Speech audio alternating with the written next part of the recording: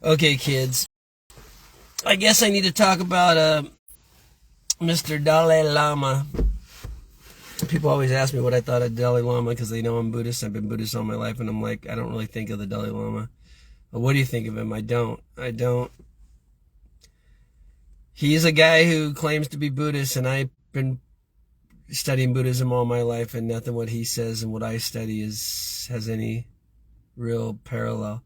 So the Buddhism of the lesser vehicle, otherwise known as Theravada, which moved into Nepal and up through the Himalayas, it encountered a religion of Tantrism.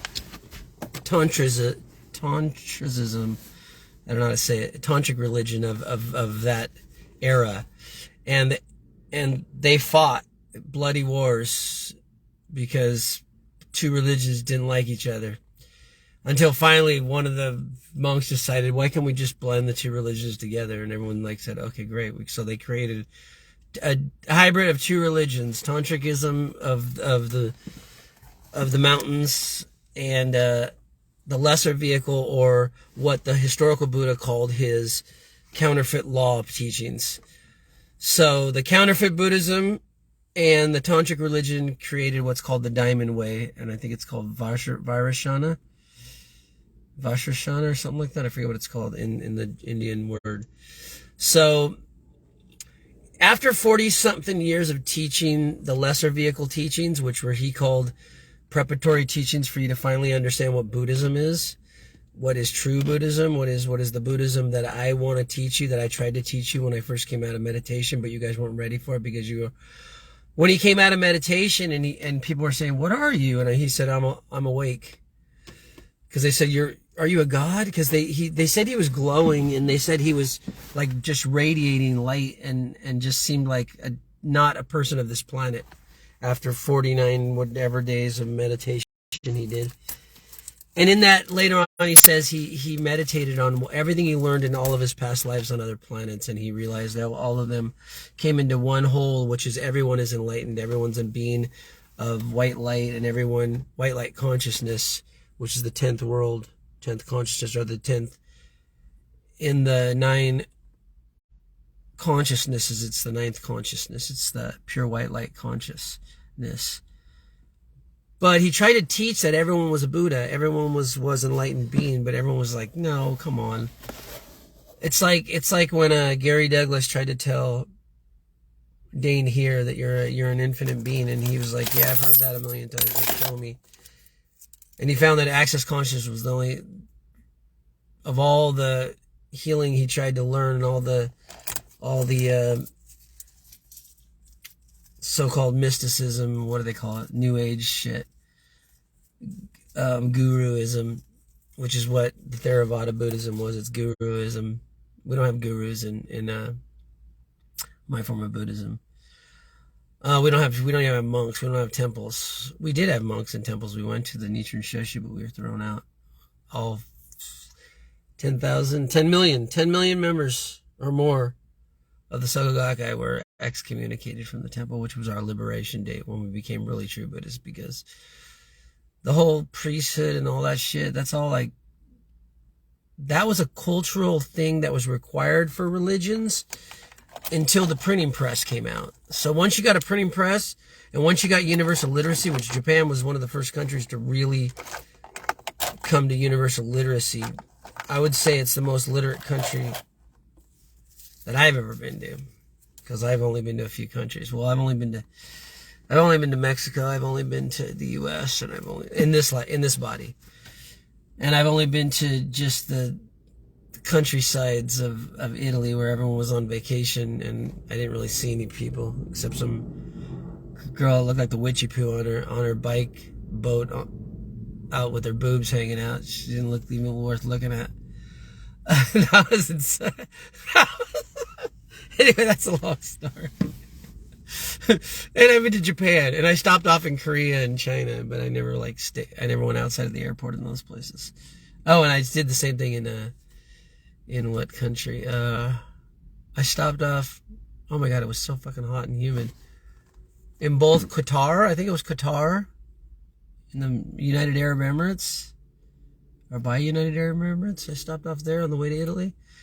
And I stopped off in not in Singapore, in Filipino land, in the Philippines. Oh, that was freaking hot and humid there. Yeah. Everyone was like all fanning themselves off, working in like shorts and a t-shirt. The people that worked in the airport, like you do go to Hawaii, they have shorts on.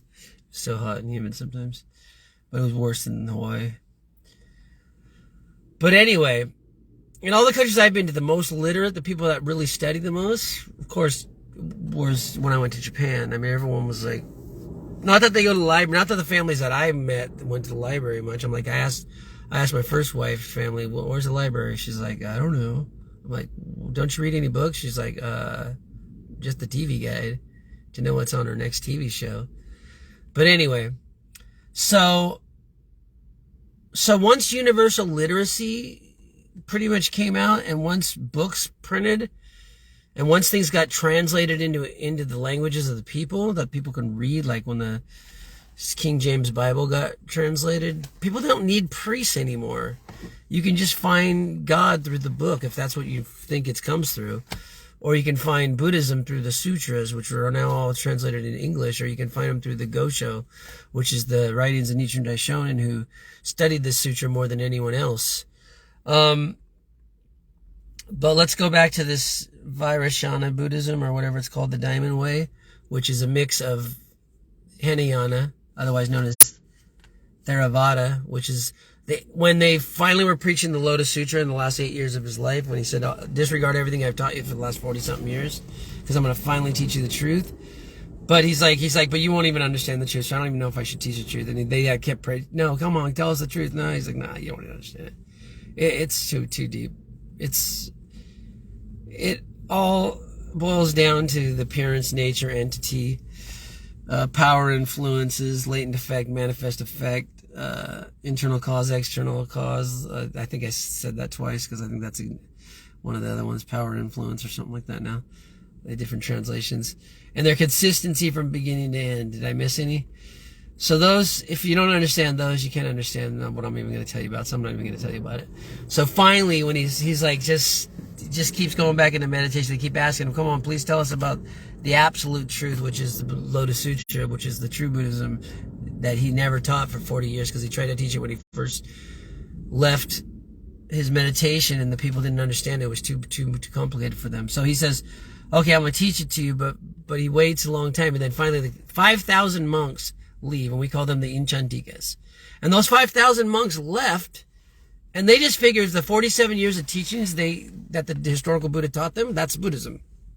And they taught it, and that's what Theravada Buddhism is, a school of the elders. It was what in the final teachings they call the men of incorruptible disbelief. Those are the people who became the men of the elders that preached the pre-Lotus Sutra teachings, which were all according to what the Buddha historically said, that are written down in the Lotus Sutra. Those are his counterfeit law, his counterfeit teachings, his preparatory teachings, his what else? What other words does he use? His expedient means teaching, or his there's one other word he uses that means only for a time period, only for that time period or for that circumstance. And then he says so all those Inchantikas left, the 5,000 monks, and they all started teaching what they thought was Buddhism, and that all became in what is Theravada now, which is most of the lower, like Sri Lanka countries and Cambodia and Indonesia and wherever they have Buddhist monks and stuff, and they have these big elaborate temples and pagodas and stuff. That's all the pre-Lotus Sutra teachings they're teaching, which the historical Buddha says, after the 500 years after I pass away, this will all be the law will no longer, those will all be the counterfeit law. It will only last, he says all the other Buddhas that he names in the Lotus Sutra, their counterfeit laws will last for 20 kalpas, and their true law will last for 20 more kalpas after that. But he says, my thing will move fast, because this world's moving fast. We're evolving quickly, so it'll only last for the first 2,000 years. He calls the middle and former day of the law. After that, in the latter day of the law, all those teachings, the Theravada, will no longer be applicable to the world we live in. So everything that the Dalai Lama teaches are a mixture of the school of the elders, which are the men of incurable disbelief who left the Lotus Sutra, who are practicing the counterfeit Buddhism that's not really Buddhism, mixed with tantric religion of whatever was in the Himalayas at the time, which I don't know. I only study a little bit about tantric religions. So they mix together to create a new form of religion called the Diamond Way. They call it Diamond Way Buddhism, but it only can be called Buddhism because that was the teachings of the Buddha that he taught for the first 40 years that he's called his counterfeit teachings and his preparatory teachings and his expedient means teachings and his teachings that will no longer be relevant after the 500 years after he dies. So after 2,000 to 2,500 years after he dies, when this final teaching will be ready, the people will be ready, and there'll be a Buddha greater than him born, which was Nichiren Daishonin. He followed exactly everything the sutra said. So I think anyone who practices celibacy is practicing a form of Buddhism that is not the form of Buddhism for the latter day of the law. So I would never recommend anyone. That's why the Catholic Church has so many problems with the kids and the priests, because when your natural tendency is to be loved and to be caressed and to have intimacy.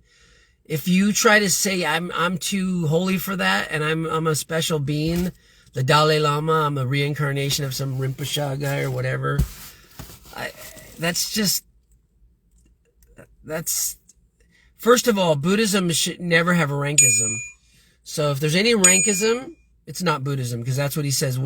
I made a great vow in the Lotus Sutra to make all people equal to me with no distinctions. Everyone's an equal Buddha. There's no like you're a Rinpoche and you're a Dalai Lama and you're there's no goods better than, and I'm more holy than you. And for that reason, I can't be involved in a sexual relationship with people, but then I'm going to make a little kid suck on my tongue.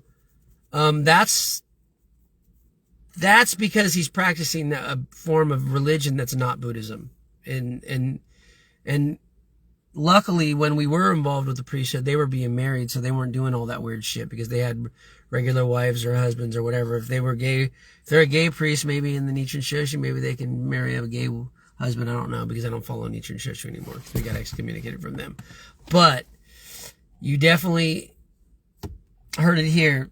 I don't believe that the Diamond Way is really Buddhism. That's Buddhism that got mixed with the school of the elders, which was the Enchantikas that left the Lotus Sutra, the 5,000 men of incorrigible disbelief, and created the Theravada because they thought for the 47 years that was Buddhism. No, and he says that wasn't Buddhism. That was just preparatory for Buddhism. But that's what I think of the Dalai Lama. I don't think of the Dalai Lama because he's not even in my school of Buddhism or even in Buddhism to me.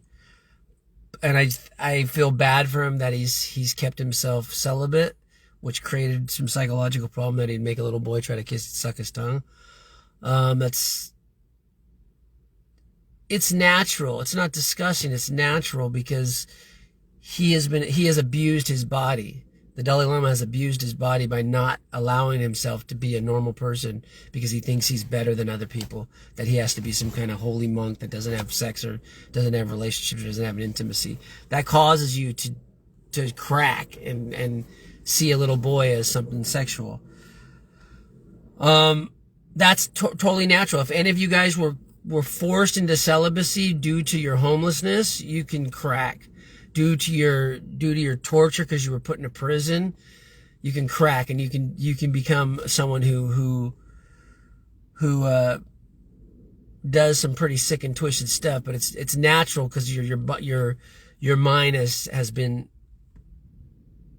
twisted by your being celibate, which is not a natural thing. So I recommend him going to tantric healing, one of the tantric healers that work with sexualness, and have a relationship with either a grown man or a grown woman and get over his celibacy so he doesn't no longer do the shit he did with that little boy. All right, that's all I got to say. Peace out.